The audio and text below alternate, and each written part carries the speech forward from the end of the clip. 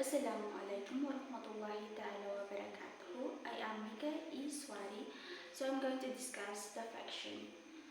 Fiction is a type of storytelling or literature that involves imaginary events and characters. It's created from the author's imagination rather than being based entirely on a real facts or history. Fiction can take many forms, such as the novels. Examples: the Harry Potter, Pride and Prejudice. The short stories, play movies, and TV shows, fairy tales, and myths. Even though fiction is not real, it often reflects real life emotions, themes, or experiences. So we have the elements of the fictions. First is the setting, where and when the story takes place, include the time, place, and the environment. The next is the characters, the people, the animals, or being in the stories, including the main character, the opposing force, and the supporting characters. The third one is the plot, the sequence of the event in the story, of what happens in the stories. So the characterizations means the way characters is developed or revealed in a story. It includes the character's personality, actions, thoughts, speech, and how others respond to them. When someone say characterizations means in character, they might be trying to say what characterization and how a character way true to their traits or treat their character in the story. Have ways of revealing literary characters. The characters are revealed according to the action of the characters, thoughts of the characters, description of the characters, and also the description of other characters, and the description of the authors. So according to this, we have different thoughts or opinion of how we o kung paano natin ilarawan yung character ng yung character sa isang story. We have kind of characters according to principality. First, the antagonist and protagonist. When you say protagonist, ito yung bida ng story. Ito yung main character ng story na binabasa natin o pinapanood natin. When you say antagonist naman, is yung di sumasang-ayon sa bida or sa main character. Hindi sumasang-ayon sa main so let's proceed sa kinds of characters according to development, which is the dynamic and static, which means ang dynamic, ito yung mga character na nagpapakita ng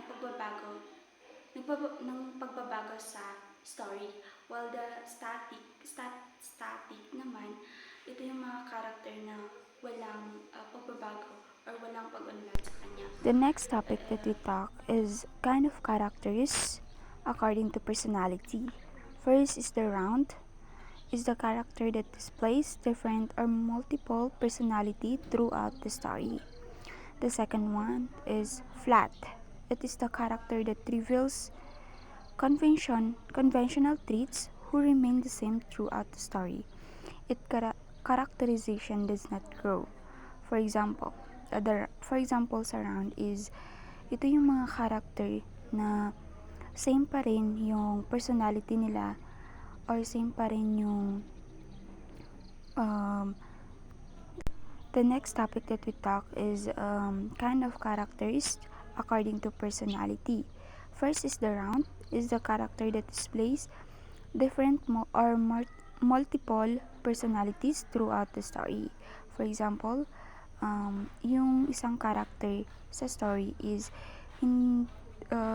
mayroon siyang iba't ibang personality na pinapakita. While ang flat naman is ito yung character sa isang story na same pa rin yung personality niya or hindi nagbabago yung personality niya hanggang sa dulo ng story na yun. Pinapakita lang dito yung mga personality or yung mga iba't ibang personality ng mga characters sa story. Next, we are going to discuss the plot. So, plot is the one of the elements of fictions. Plot is the sequence of events in the story arranged and linked by causality. We have kinds of plot.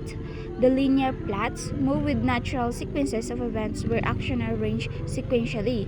Ito yung commonly na nakikita natin na mga stories or mga TV movies, commonly talaga siya sa K-drama. Ito yung yung commonly na nakikita natin sa mga TV. Next is cellular plot. It is a kind of plot where linear development of stories merge with interruption and chronologically order to show an event what happened in the past. Cellular plot is ito naman yung movie or stories na pinapakita yung mga nakaraan para mas maipahiwatig nila kung ano pa yung story na gusto nilang iparating.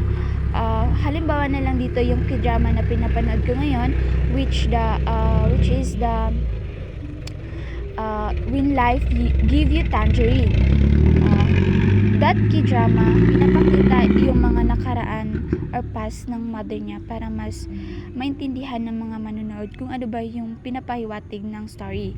Yung In Medias Res naman is a kind of plot where the story commences in the middle part of actions. So, ito naman is nauuna niya yung mga action before ang end. For example, yung mga commonly na napapanood natin ng mga tanggol or probinsyano, pinapakita yung mga actions before ang ending na maganda.